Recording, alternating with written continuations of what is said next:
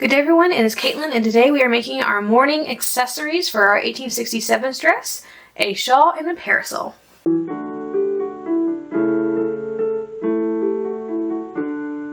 Alright, so let's go ahead and get started. We're going to start with the shawl. So I just have here some tropical weight wool. It's very nice light wool. And we are going to go ahead and make this into a square first of all, because most shawls were square.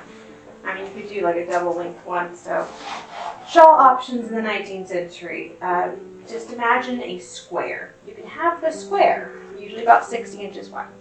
You can go diagonal and have half a square or the triangle shawl shape that we recognize.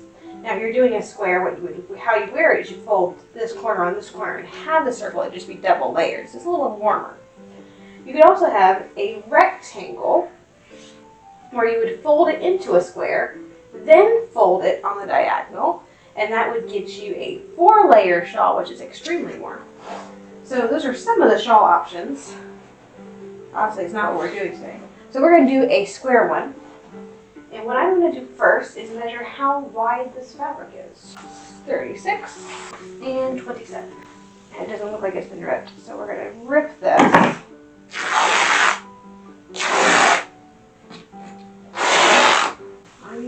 Pretty darn close, but not, yeah, I'm glad I did that. Okay. Just to make sure that's straight.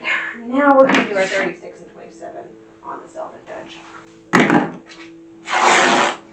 I ordered 2 yards just because it would only let me order by the yard, and 36 inches and 27 inches is about 1 3/4 yard. So it's a little bit more than I would prefer. Generally, a shawl for 60 inches wide, but it's super close. So we don't have the variety of fabric widths that they did back then. We're dealing with what I could actually get. Now I have a giant square. And I'm going to pull up my Workwoman's guide real quick. The one I saw did seem quite steep. So one nail will be 2 1/4 inches, which means 4 1/2 would be 2 nails. I like that much better. So that would be 4 1/2, but because I'm going to bind the edges, I need it doubled. So that's really 4 1/2 plus 4 1/2 is 9, plus a inch or half an inch on either side for a seam allowance. I need to cut 10-inch strips of the crepe. And this crepe does rip, because I know I've ripped it before. So basically, how wide is this? It's going to help determine how much I actually need. Okay, so I'm definitely going to need at least 5 strips. Probably more like 6. But I need 6. Yeah, let's do 5 first, and let's see where that gets me. And if that doesn't quite get me what I need, then I'll do a 6th one. Here's 2. And this is silk crepe. It's not quite like the originals, because I do own an original bonnet with original silk crepe on it. The original silk crepe is a lot lighter and thinner and more see-through. But this is the closest I can find today. So that was 2 of them. We're going to go ahead and cut this. I could really do the math. My phone's in the other room, and I don't feel like doing that in my head. I'm glad I came up with this project, because I really have no idea what else I was going to do with all this crepe. I overestimated how much to buy. That's definitely enough to do the parasol in a moment. Yes, okay. So I think the first step is going to be to sew all of these together to make one giant, lovely, long line of crepe. And then we're going to set it on the edge of this, stitch it on my machine, turn it over, whip the edges, and we'll basically have a shawl. It's not going to take very long. I can do at least half of it by machine, because it's the 1860s, late 1860s actually, which really helps, at least time-wise. So we'll go ahead and get started on that, and we'll get a shawl out of this. Alright, so what I did is I marked the crepe, the 4 inches that we talked about, that we're going to have the crepe go down 4 inches. So I marked that with pins. I'm putting the crepe on right at that edge, and then I'll stitch it down in a bit. So I'm just putting the crepe on there first, This is going to be right sized together, so I'll be able to flip it up in just a second when I get over to the ironing board. Right now I'm just kind of getting the whole thing in place to make sure I have enough of the crepe, which the 5 was fine.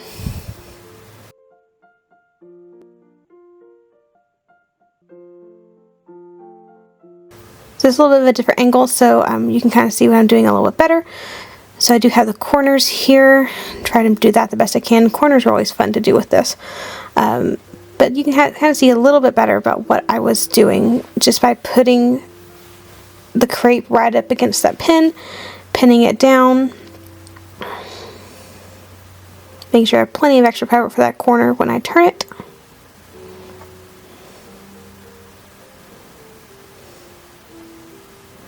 So when I flip this over, I have a nice finished edge. And I can take the pins from the inside, put it on the back. So I'm going to have to do this by hand on the front and the back, just whip stitching. I lost my footage of it, so unfortunately no footage of me actually sewing this thing, but it's literally just a whip stitch that I did on the front and the back. I just did them separately. And I probably could have done it by machine. I just ended up doing it by hand because it worked out that way. Less visible and all of that. But yeah, after I get the front pinned, I gotta go back and pin the back part of this.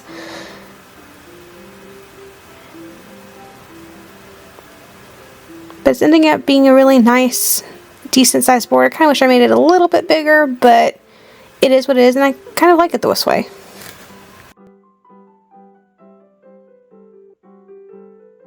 Alright, let's make a morning parasol. So, fun story. I lost the rest of my crepe because I started this project like last year.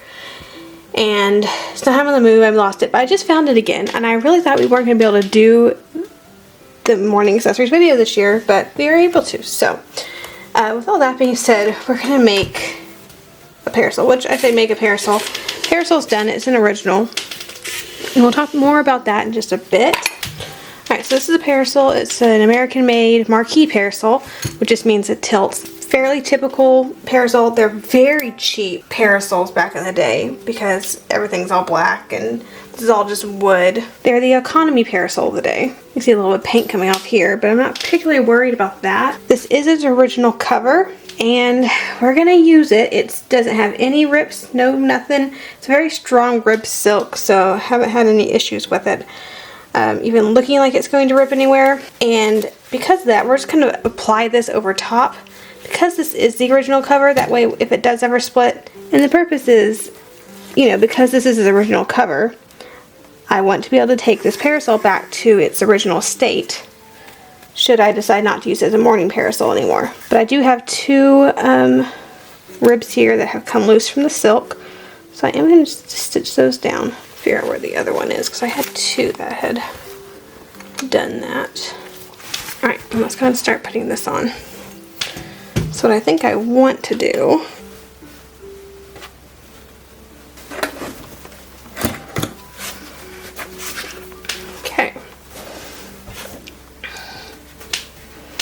so now what I'm going to do, because this is just supposed to be applied trim, I'm not going to actually sew it on as I would normally do, because this is still its original cover.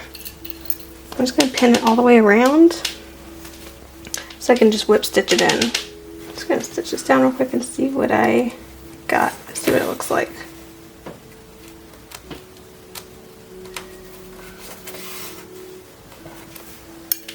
And then on this side, flip it up towards here, and at every corner I'll just do this little foldy thing to make it match where the seams of the parasol are.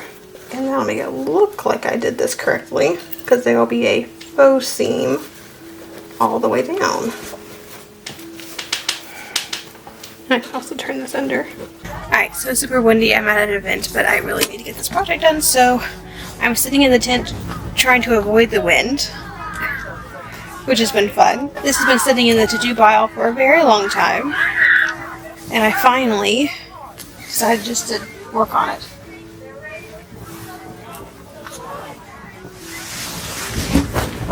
So I'm kind of just whipping the underneath of Parasol, because again, I don't want to mess with the cover that's good.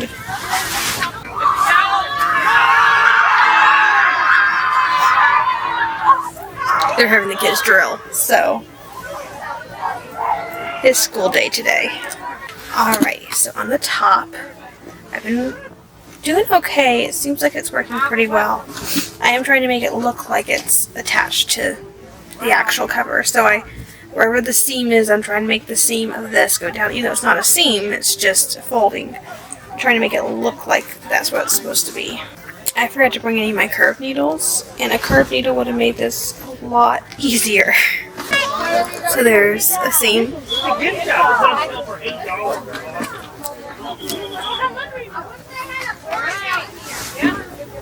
And then my thread's down here now, but I'm going to go back up on the same way.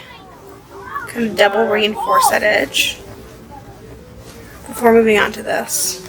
And this was basically it. I don't know why I've been putting it off for so long. This is really not worth putting off.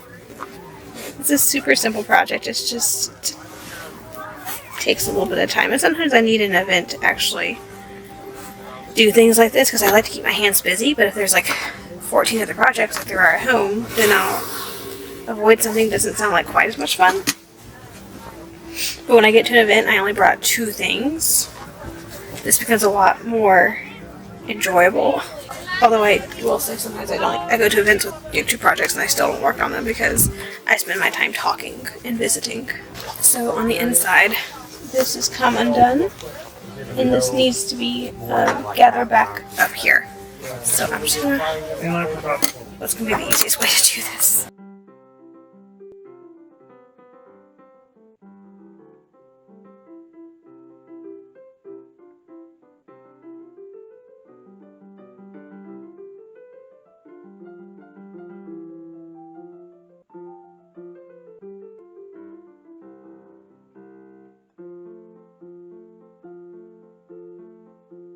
And well, not recovered, but trimmed out, so we're doing pretty good. We'll go ahead and get the shawl. When I get back home, we'll take a look at everything. It's nice lighting. So here's our morning accessories. Now, I would have loved to actually put this on for y'all. Unfortunately, we're in the process of moving still. Let's just say I have stuff here at the cabin, I have stuff at my grandmother's house, and I have stuff in the storage unit. The dress is here. The collar and cuffs that make it a morning dress are in the storage unit because I have a white collar and cuff set on it right now, so it's not a morning dress right now. And the bonnet and veil and other accessories are at my grandmother's. So I have a little bit of this outfit in each place right now, so I can't wear it. Anyway, so here is the accessory set that took quite a while. I mean, I made this back, I think, in January is when I started it, and then I just finished that. It actually is October now. I had a wedding and I moved 3 times. I moved 3 times in that space of time, so, you know, this wasn't quite the priority. Also, I usually wear this at Fanthorpe Inn, and Fanthorpe is closed for the next year for renovations, much needed renovations. So we're all very excited about that, but I don't have my morning event this year anyway, so it kind of fell on the back burner, but I want to get this video done, so we got everything completed. So black wool shawl with our lovely crepe on the edge. I think that's a good edging for it. I think maybe for deep morning it should have been a little bit further up, maybe twice as big. The thicker you make it, the harder those corners are to turn, and this was hard enough, so we're good with it the way it is. Parasol wasn't done perfectly, as we discussed earlier. Obviously, you would have done it with doing the cover. However, we didn't redo the whole cover because the cover's still pretty in good shape, and I don't feel like messing with it if it's in good shape. Although it's really weird because this rib is shaped really oddly, and I'm wondering if it's repaired, and that's when they redid the cover as well. So I wonder if it actually has been restored, because I don't know if you can tell, but that rib is very oddly shaped. That one right there has like a ridge, but you can see the rest of them, they're not shaped like that. I think it has been recovered, and that's why the silk is such good shape, and I don't want to mess with it because silk is in good shape. That's our beautiful little morning parasol. So next time I do morning, which will be next October, we'll have basically a full outfit. It'll be lovely. I don't know what we're going to do for morning next year. We've been doing morning videos like We did it last year. I think we did 2 videos last year, and we did 2 videos this year. I don't know what we're gonna do for next year. Maybe another time period. I don't know. But like I've always had, for like the past few years, we started doing morning videos for October, and now I have my morning outfit. And I don't have anything else I need to make with it, I don't think. Ooh, I know what we can do. Next year, we can talk about men's morning clothes. So we can do it like getting a couple dressed in morning, and I have a better quality camera, so that would actually be really nice. And possibly if we have a kid by then, we can do like getting a little family dressed in morning, because men didn't really wear a full morning like this. They typically wore just an armband, so it would be kind of interesting to have a discussion about the differences between men and women's morning fashions. And kids, typically, if they wore morning at all, which wasn't typically recommended, but there would be like bows on their shoulders that would be black. Yeah, okay, so I think we'll do, let's say I have a kid and there's red. We can do making morning bands for a man and child, and then our other video can be getting a family dressed for a funeral in 1867. Okay, so we got 2 videos for next year, and then that'll give me a whole nother year, 2 years really, to think about what I'll do for 2025 for morning. So if y'all got any ideas for morning videos that you would like to see, let me know. Anyway, thank you so much for joining me today as we made our last morning accessories for the 1867 outfit. If you enjoyed the video, please like and subscribe to the channel. Click the little bell notification so you're notified anytime I upload a new video. Do notice that we now have underneath my name, or beside my name, there is a join, and you can actually join the channel now and get special perks and privileges. Check that out at your leisure if you choose to. I'd really appreciate that. I'm also starting to put out shorts every single day on YouTube. I also have a Facebook page for the business, and there's my Instagram. All that's linked below. The same videos are going to be on Facebook right now. I'm working on doing longer videos for Facebook and then do very short things for YouTube as well as my full-length videos. But trying to work on getting the same footage and the same talking points so it's less work for me, and I haven't quite figured out the kinks yet. So right now the shorts videos that are going to start every single day, they're the same ones that are on Instagram and on Facebook, but starting next year, I think there'll be a little bit different. So please check those out. Give me a like or a follow on Facebook and Instagram. Really appreciate that. And as always, have a fantastic week, and I'll see you back here in the next video.